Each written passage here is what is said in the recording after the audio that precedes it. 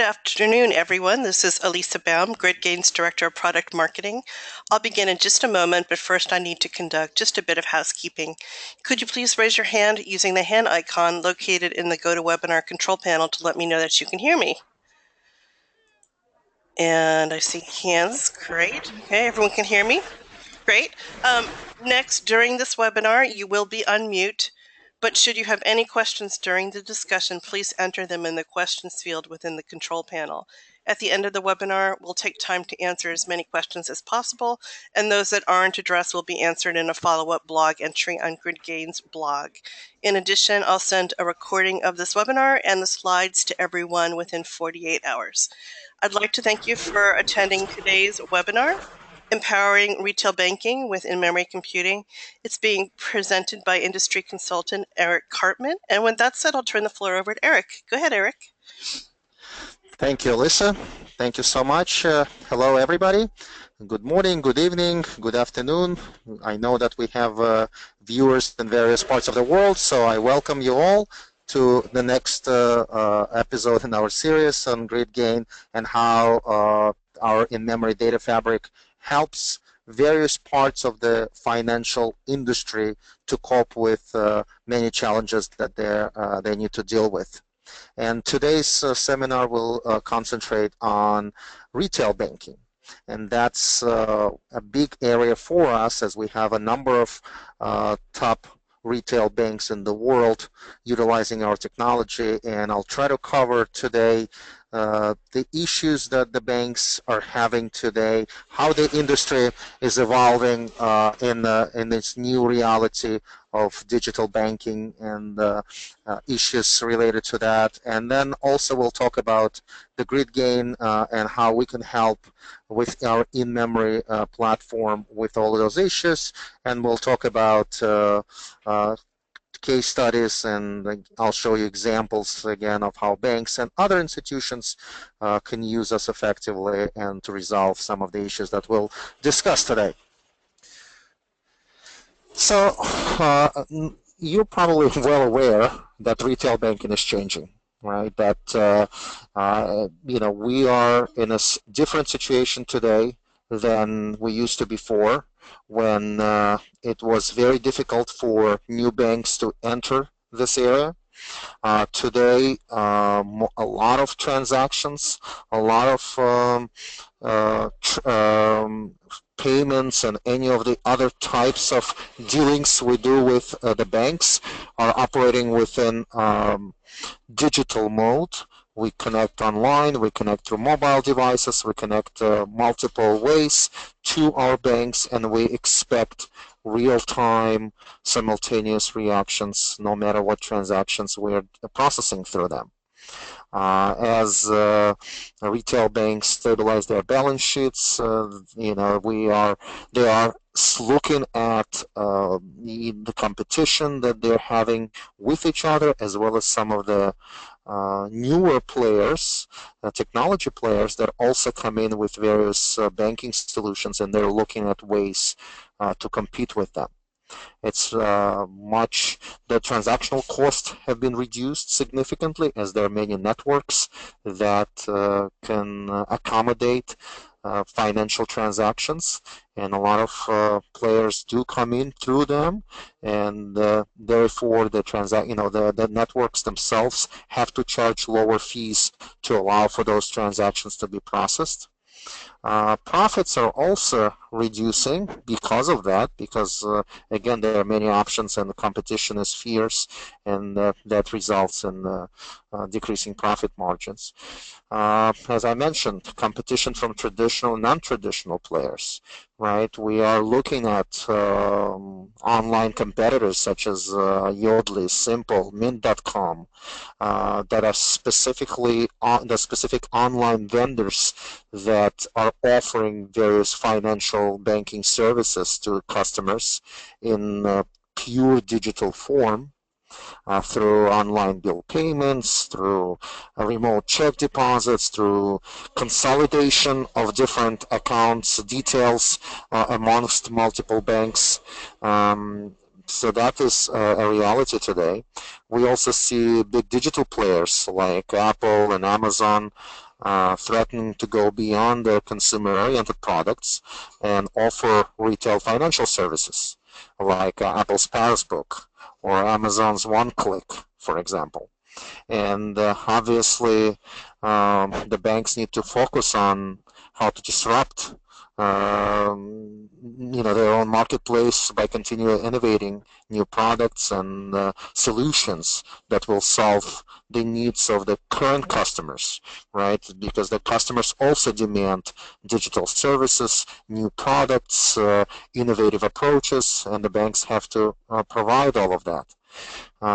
And there are different types of customers, and it used to be that the banks were only providing new products to everybody. This is our lower rate CD or higher rate CD, or this is our lower rate loan, or this is our combined checking and savings account, and things like that. Now there needs to be much more flexibility in offering those products as the customers are able to access a universe of banks, both traditional as well as non-traditional, from the flexibility of their online account, from their computer, from their mobile phone, and the banks need to, compete within that world. Obviously, because such a diverse situation exists within the banking world, there are issues with customer retention, where obviously it's easy for a customer now to switch banks. All they do is just a couple of clicks, and they're on a different bank site, and they open an account there because they see maybe the rate is better, or a product is more suitable for them, or they get some additional perks like cash back or bonuses of some sort, and then they immediately switch. They move their money from one bank to another, again within a couple of minutes by sitting at their computer.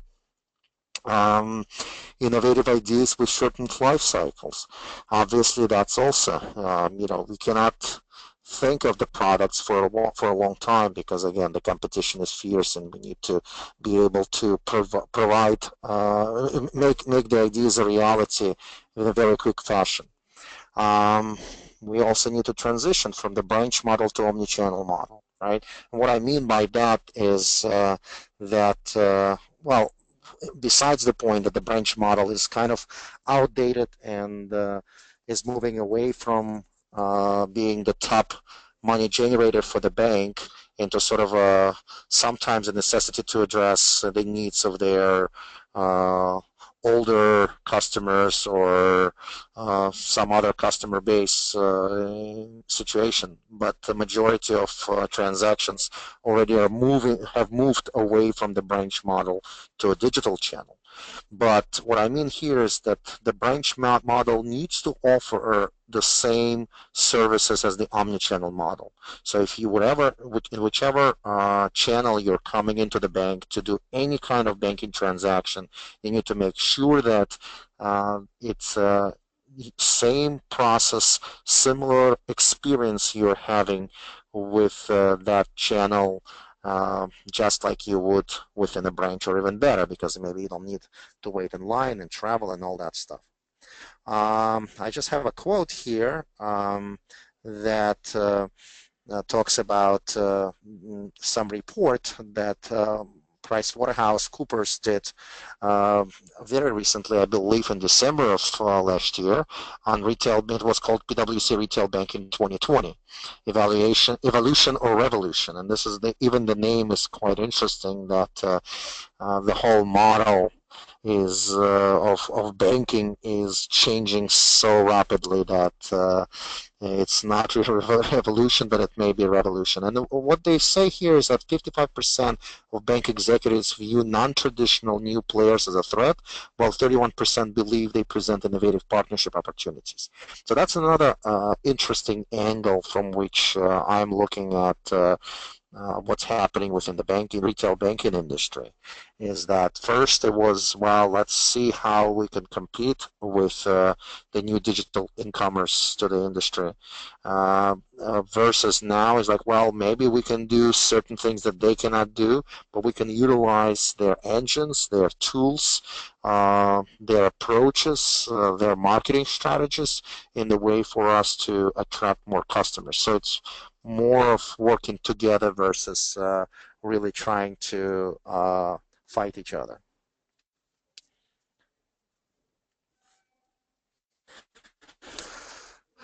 Now this is like, so I've kind of combined the changes that I'm seeing and the trends that I'm viewing in the industry into three major categories.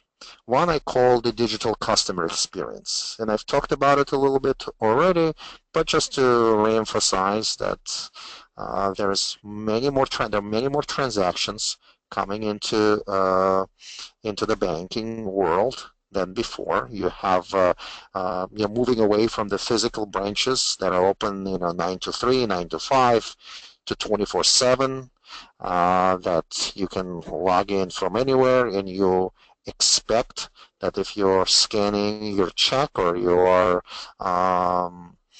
you know, moving money around from one account to another, then that operation happens instantaneously without any delays, and the account balances and the account information all is going to be updated in real time. And again, like I said, 24/7.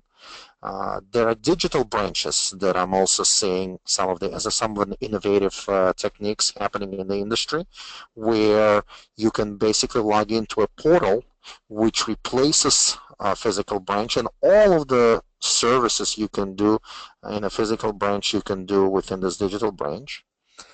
There are smart ATMs set up in multiple places where you can come in and also do most of the operations that you can do in a physical branch within the smart ATMs. The mobile apps also become more sophisticated and provide again that whole universe of capabilities that you can get in a branch. Um, then, as I mentioned earlier, that the experience across different channels should be harmonious, and again, most of the operations you can do in a branch, you should be able to do in whichever other channel you're connecting to the bank. Social media hookups, again, from different applications, from different tools, you are able to also fulfill your banking. If you need to do a payment, if you need to connect and pay for something on any of the websites, on any of the applications, mobile applications, you should be able to hook up to your bank from that application or from that social media or smartphone application and perform your banking operation. Interactive tools, you should be able to communicate. If you have a question that cannot be answered, there should be chat. There should be some ability of communicating with the customer service representatives in the financial institution 24/7, just like you can do banking anytime. You can also request help services anytime. Many banks set up innovation labs, and this is a new phenomenon that I'm seeing more and more in the industry, that they want to experiment with some of the newer technology trends like blockchain, like cloud services, like new security and authentication technologies, things of that nature. And, they should be able to do this within a test environment first before providing this to a wider audience. So they may just have a certain customers that they choose to test this and make sure that they resolve any of the issues there before providing this to everybody. Breaking down product silos. Again, it used to be that from the technology perspective, we had different systems responsible for loans, different systems responsible for deposits, different systems responsible for payments. But as you can kind of see that, there is a need with real-time decision-making process, with real-time connectivity, that there needs to be a way of crossing through those silos and making use of information residing in each silo. And again, breaking down those silos and having the data available universally is something that of a big importance right now, great importance for retail banks. And then customers are, customers that stick to the same with the same bank, customers expect some kind of rewarding by moving most of their money into one particular financial institution. So again, how do you do that? How do you find out who is interested in what type of rewards to stay? Again, monitoring maybe rewards that are offered by the competitor banks, and getting feedback from the customers, trying to understand what type of rewards they're looking for. Uh, all of this requires certain analytical capabilities of the bank, and then also flexibility in terms of different types of rewarding. And then obviously regulatory oversight. We know that financial services industry is one of the most regulated industry today. So again, anything you do, any experience you offer to customers, any analytics you do, and everything has to go through validations and checks on the regulatory side. So there is a capital planning and stress testing, enhanced hedging, and the governance and risk management, operational changes, privacy of customers' data, consumer protections, and then many regulations around know your customer and anti-fraud, anti-money laundering routines, as well as the cyber risk and cybersecurity becomes a critical point today. And we'll come back to the regulatory and talk a little bit more in depth about it, because if we need to, what I'm going to show you is that you need to have real-time view into what is going on with any of your transactions, as well as any of the customer information, as well as any of the analytics available to make a real-time decision to be in compliance with all of these regulations. And then technology is a driver here, right? So everything we discussed on the customer experience side, as well as the regulatory side, is enabled by technology, right? There's no other way you can create digital experience. You can create real-time regulatory compliance without the use of technology. So digital innovation, lots of data dependency, big data, right? All those data initiatives that are happening. Practically every aspect here on the slide within the digital customer experience or regulatory oversight requires deep data dependency. Mobility is obviously more and more transactions that are originating within mobile devices, and that has to be enabled and has to be secured. Real time, again, many of the decisions that are made requires real-time accessibility, real-time resolution, real-time operations. Again, you need technology to enable all of that. And security, obviously, is for banks is a critical point, that everything they do has to be secure. They talk about, they deal with money here, so obviously the top level of security has to exist with any of the money issues. As I promised, there's a myriad of regulatory changes, right? And just to give you, I'm not going to go through the regulatory, each regulatory change here, but just wanted to maybe summarize or give you some areas of regulatory changes that really require deep understanding of transactions and analytics around this. So basically, the groupings here could be done around privacy, right? There's all kinds of regulations that governs the use of customers' private data, where banks and other financial institutions must inform a consumer of their policy regarding personal information, regarding what they will be disclosing, provide an opt-out before disclosing any data to any non-affiliated third party. There's in Europe, there are bank secrecy acts around the same idea, where again you need to make sure that the data is protected and not disclosed to anybody. In Europe and in certain other jurisdictions, we actually have very tough privacy acts and privacy regulations that may even require to keep the customer data only stored within that particular jurisdiction. And again, this is important for global banks that operate global data centers that handle multiple transactions. Again, how do you guarantee that the data that relates to a particular customer in the jurisdiction that is under that strict Financial Privacy Act law is only stored within that particular jurisdiction. So this is some of the issues that you have to worry about. Then there's also another area related to anti-money laundering and anti-terrorism regulations, right? AML and Patriot Act and other acts here. There's an Office of Foreign Assets Control that has certain sanctions implementing against individuals or countries or institutions. So all of that again has to be checked against any time a financial transaction is performed. Then there's also lending regulations and consumer regulations and centralized central bank regulations that also require the banks to disclose information and be prudent with the financial transactions that they perform.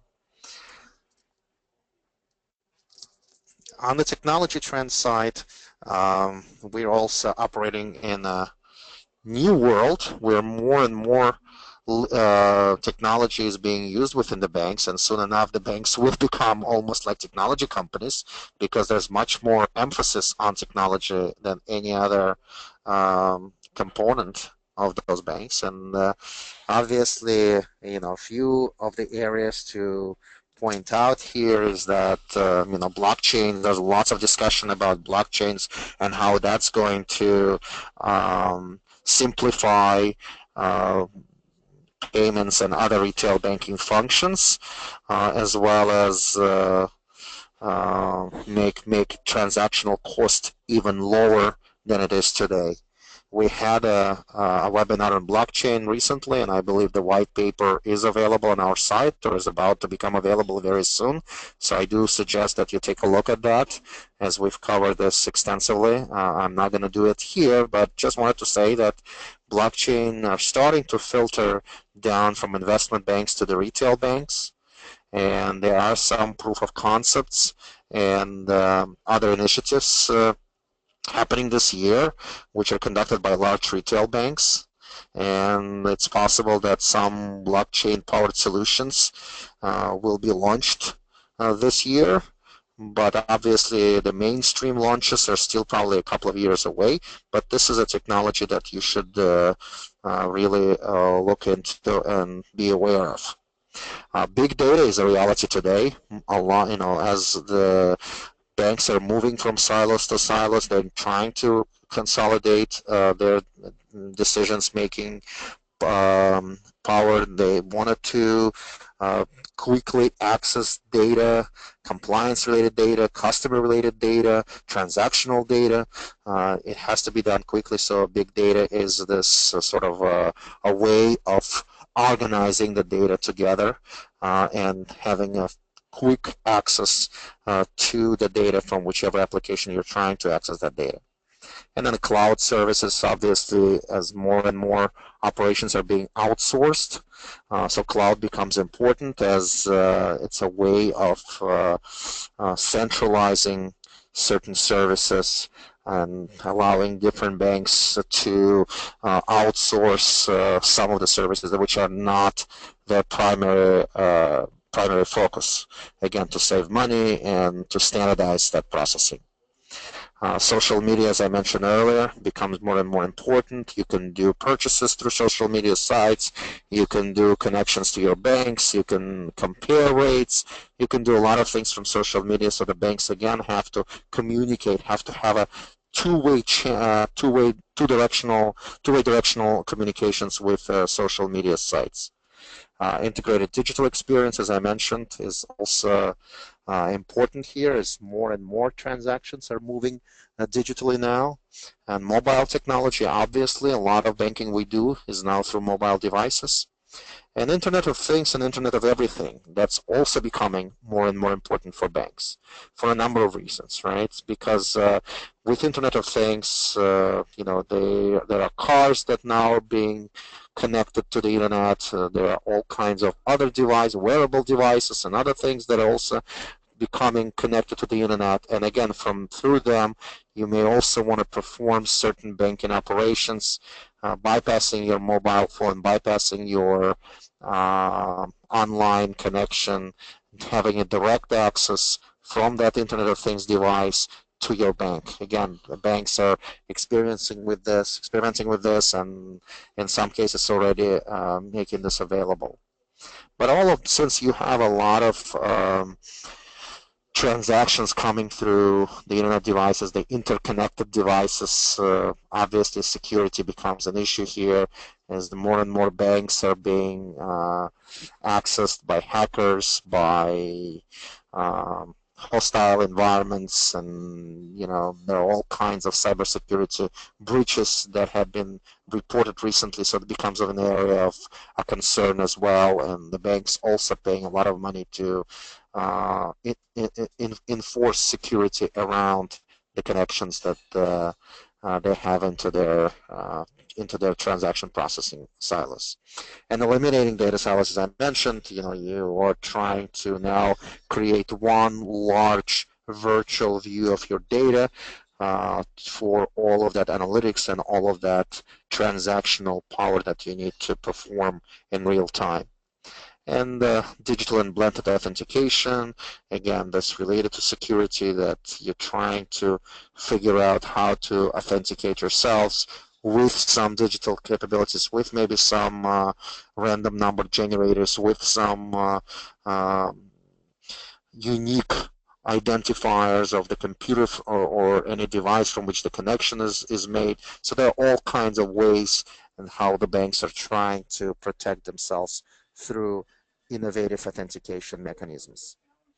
Open source and open architecture becomes a reality as well. The banks understand that there is a need to implement newer technologies, and in many cases, newer technologies means that they come in an open source form because there's a large community of contributors and committers to those open source protocols and open source technologies, and they are quite mature, and they're trying to implement them without, with of course that concern that there are certain security and other considerations that need to be thought of before implementing an open source technology. And that brings us to in-memory computing, that because of so much data that has to be processed, because deep and advanced analytics that needs to be performed on this data, because a much larger number of transactions that need to be processed in real time, it's difficult to do so with traditional disk-oriented architecture. And in-memory computing comes to help with that, while also providing lower cost alternatives. We're going to come back to this in a second, but just wanted to also provide you a slide which shows the fintech collaboration. That's, I mentioned that a lot of banks, they are, instead of fighting the technology companies, they're trying to collaborate with them, and they're trying to partner up with fintech firms in building innovative experiences where those points that I mentioned earlier, real-time accessibility, high performance, deep level of data access, and analytics around the data, all is available to the banks with the help of fintech firms. But also, if you look at this top 10 trends and predictions for 2017 for financial institutions that I pulled out from the DBR research report, shows that most of the issues that we talked about is what's bothering today the financial firms. How to use big data and advanced analytics more effectively, how to improve for multi-channel delivery, how to utilize the open APIs in a more secure and better fashion, how to expand into digital payments. So that's all available to to the people, and is of a concern that we think we can address. And that brings us to introduction to an in-memory grid computing. And what that is just as the name suggests, is we're moving from disk to 100% in-memory processing. We are leveraging clustered memory and parallel distributed processing, so we're able to bundle together several computers, sometimes hundreds, sometimes thousands of computers, and I'll show you in a couple of slides here. But we are bundling them together for a safe, secure, and fast processing of data. As a result, we get 1,000 times faster processing, 10 times ROI improvement. Because as you can imagine, the computers become cheaper, the memory becomes cheaper, while you are requiring a faster access to data and faster access and faster processing of transactions. As I mentioned earlier, we are quite well known amongst financial services firms.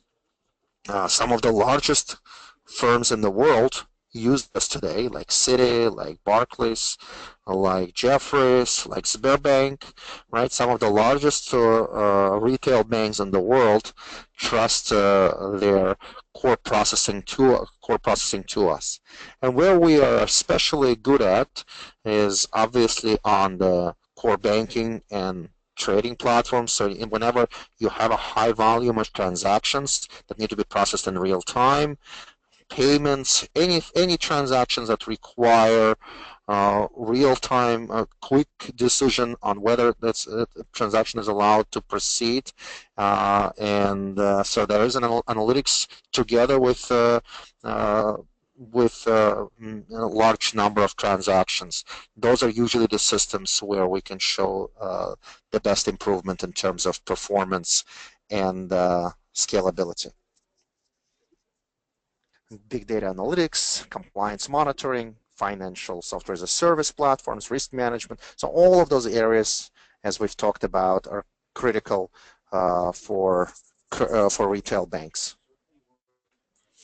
And that brings us to a use which is one of our largest customers today, Sberbank, which also happens to be the largest bank in Russia and Eastern Europe, and the third largest in Europe. And basically, the bank had a situation where it saw the growth in the number of transactions occurring, just like we've described in today's webinar. As there are multiple channels, as there are 24/7 transactions that need to be handled. So they had seen significant increase from their traditional office brick and mortar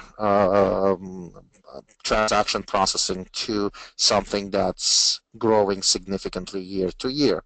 And they've been expecting even further significant transactional volume growth, and they wanted to figure, instead of tactically solve a problem of data and transactional growth, they wanted to holistically address this and choose a new architecture to build their next generation platform. And they looked at different possibilities, and they figure out that just like I've shown you, they've looked at the similar considerations and decided that an in-memory data grid architecture is probably the best possible architecture available today. They also wanted to minimize dependency on Oracle for pricing and some performance issues, and wanted to move to open source architecture altogether, because again, they've seen that as a sort of a future that is independent of one particular company, which was quite important for them. So what they did was they evaluated more than 10 different competitors of us in this space, in memory computing space, and they saw a result where we were the best in terms of the fault tolerance, in terms of scalability, in terms of performance. We were one of the only ones available with full ANSI 99 SQL support, which was quite important, not some pseudo language, but the actual traditional SQL queries could be run on within our platform. The transactional consistency, again, which was quite important and is very important for financial firms, where they can roll back to a certain state of a transaction. This is critical in case of any failure in the process that occurs. This is actually a requirement by many regulators. There were also very strict SLAs that had to be met. Again, because it's such a critical financial institution in Europe, and a major one in Russia. So again, the regulators were very much looking into how the bank was addressing issues there. They required them the less than 5-minute cluster restart, right? So the bank cannot be down by more than 5 minutes at any point by any failure, by any issue. It had to be fully operational from both disk and memory. So they had to be also a backup on the disk side to make sure that the data is persistent. Compliance with personal data law. As I mentioned earlier, Russia is one of those countries that requires personal data to be stored within its own data centers that reside within the country, and then cybersecurity regulations. Sberbank was hit by different cybersecurity breaches and cyber attacks, and again, it needed to make sure that it was protected from those in the future. And there are also Russian central bank regulations that also require certain cybersecurity implementations that had to take place. And they chose, like I said, Grid Gain. They had about 130 million customers with direct accessing to the Grid Gain platform. They've tested us in an environment with about 1 billion transactions per second, and they were able to test this within a test environment on 10 Dell blades with about 1 terabyte memory. And guess how much this system cost to them? About $25,000. As you can imagine, yes, this is a test environment. In production, it's they require a different type of systems, high availability. There are more than 1,000 servers would be added, but in a test environment, this is something that was incredible to them, and they decided to utilize us to a much larger scale in a production environment.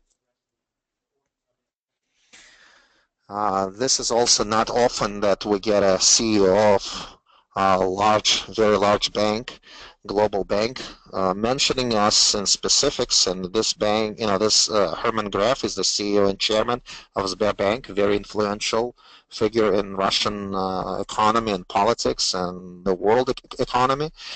He mentioned that the Sberbank had a platform, wanted to create a platform that enabled the bank to introduce new products very quickly and inexpensively, and they've looked at many top players, including Oracle, IBM, and others, and they saw GridGain as a technology from GridGain as the sort of primary player and delivering them much higher performance than any of those larger competitors, which again we value so much. And this is a true indication of our ability of servicing very large banks as well as small banks. Anybody that requires that level of high performance and advanced analytics performed on the data. Couple of other use cases. I'm not going to talk much about them, but I just wanted to show you that we also operate in multiple areas, and that helps us to also understand what type of technologies are used by some of the leaders in other industries. Because, like I said, banks are moving into technology organizations, and they're moving into digital transactions. So why not look at how other digital players use our technology. So this is an example of a Silver Spring, which is exactly Internet of Things platform, delivers Internet of Things platform, something I mentioned earlier that the financial services may be moving towards, and they wanted to migrate to in-memory processing at scalability and use open source technology. And again, they chose GridGain and quite happy with everything that they've gotten through us. Another example is Newegg. You're probably aware of that. That's one of the largest retailers in the U.S., digital retailers. And again, just like the banks moving to um, digital channels for most of their transactions. So this will be interesting to see how Newegg is utilizing our platform, where it's also using a lot of in-memory analytics to make decisions, to remember what customers went to, what they've looked at, what they bought, so that all the history is available in real time and suggestions can be provided. This is something, again, the banks may explore in the future of how they will service their customers, similar to how those smart retailers are utilizing. And again, in-memory data computing is probably a great technology to have that available in real time and make decisions and make analytical decisions and specifications and recommendations to the customers. Why now? Well, this was, I guess, kind of obvious as the cost drops about 30% every 12 months. It is very cost effective right now, where you're paying slightly more than disk, but are getting thousands of times faster performance.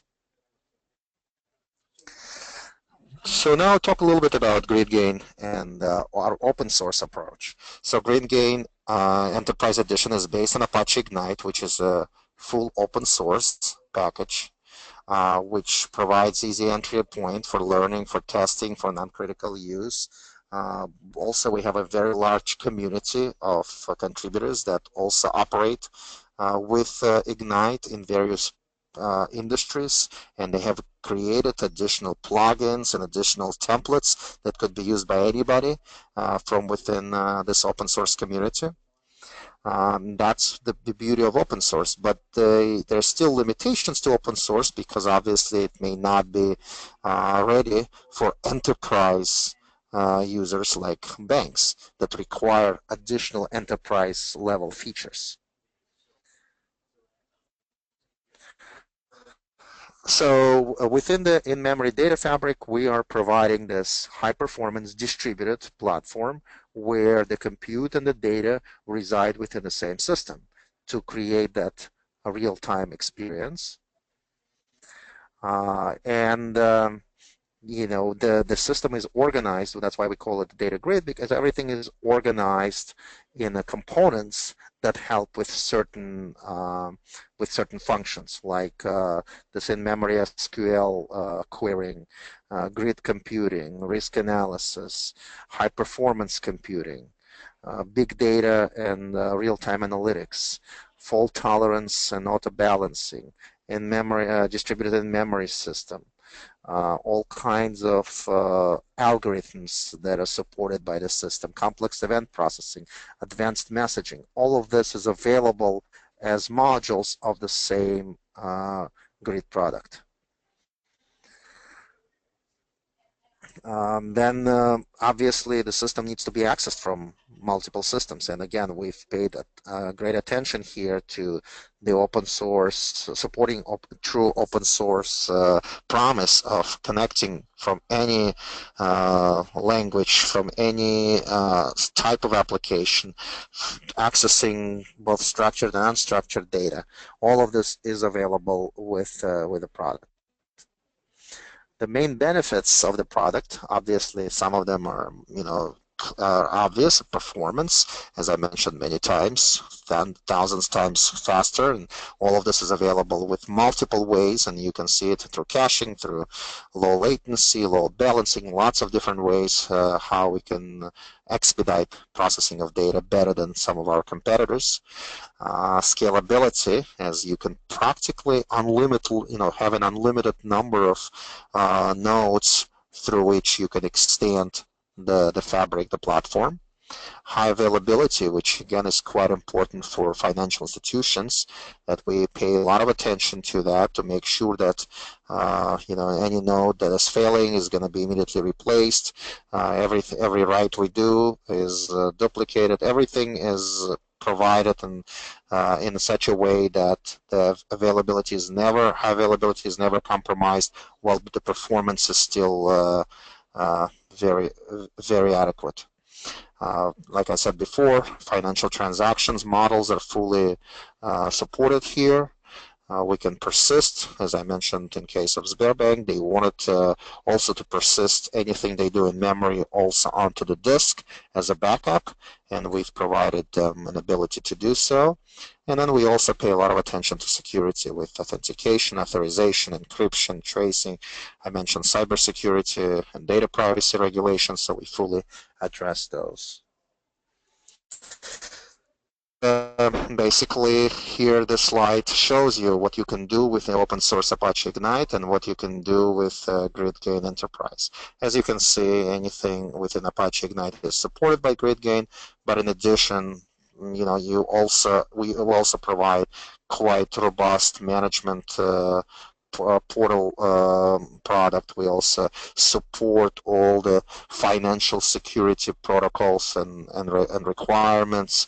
Also go through the data center replication, which may be important for larger financial institutions, full enterprise level of support up to the 24/7 support level, all security updates. This is something that the financial institution would require. So, I would definitely suggest GridGate Enterprise to a financial client. And that's all I have for now. We have about 13 minutes left, so I would like to open this up to the audience to answer any questions that you might have.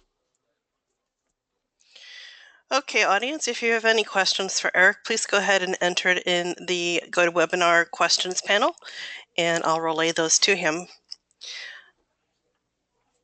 And there are no questions so far. We'll give the audience a minute or so to think about it. Sometimes it's a little bit slow. Yeah, and by the way, a question can be asked anytime later. My email is on the slide, emcartman@gmail.com. You can ask me any question. You can ask me about GridGain, and I'll connect you with the right individuals in GridGain. So please use me as a resource with any of the questions through the content we've discussed or on GridGain itself. Right. And then I'd also like to call the audience's attentions to a couple of new webinars in our financial services series. We are going to be having a webinar on FinTech. Eric will be presenting that on March 22nd. And you can find the registration for that webinar on gridgain.com. In addition, Eric will be doing one in April 12th on payments. So that's another topic that might be interesting to you. And again, that's up on our website. Okay, well, we don't have any questions, Eric. So with that said, I'd like to thank you for presenting today. And audience, thank you so much. We hope to see you on a future show. Eric, thanks again. Thank you so much. Bye-bye. Bye-bye.